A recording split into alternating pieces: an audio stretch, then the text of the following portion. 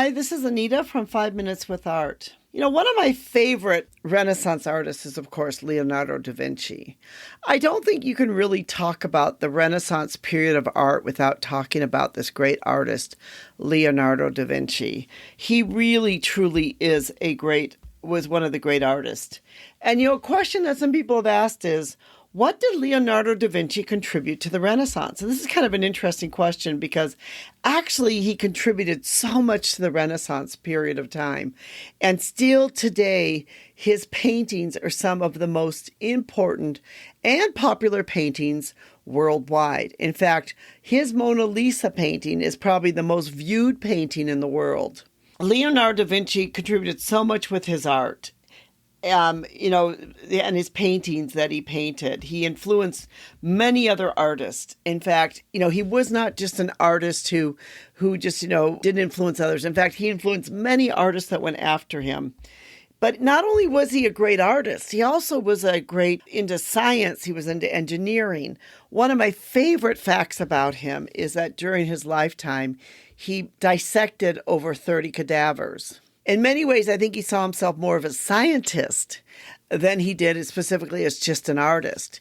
He was notorious for those who worked with him that he would, he'd paint something and then he'd disappear for 3 or 4 days and he'd come back again. And that's why there's so many famous stories about the Last Supper painting, in that it was frustrating so much for the monastery there because, he started painting, then he'd disappear and he wouldn't come back, and then he'd come back again, and then he'd leave again, and just back and forth because he was busy doing other things. He was busy creating.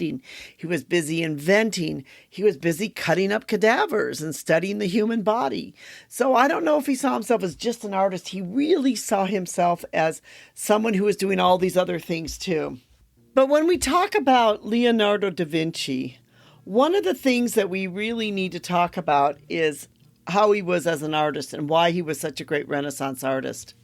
One of them is he was a master of the technique. He understood the technical aspects of all type of aspects of painting. He had unmatched observational skills. He had a keen eye for detail, and especially for the human body. And that's one of the things I mentioned at the beginning about him, dissecting these 30 cadavers. Because he dissected them, he understood a lot more about the human body than maybe someone else would have who hadn't studied the human body quite the way that he had.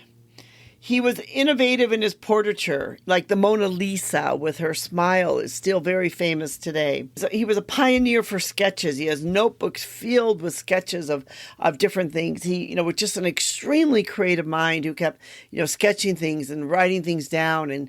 And so we're really left with a great knowledge of all of these things here. He was able to push the boundaries of art, which, any great artist that you look at throughout the world is someone who really pushes the boundaries of their art themselves.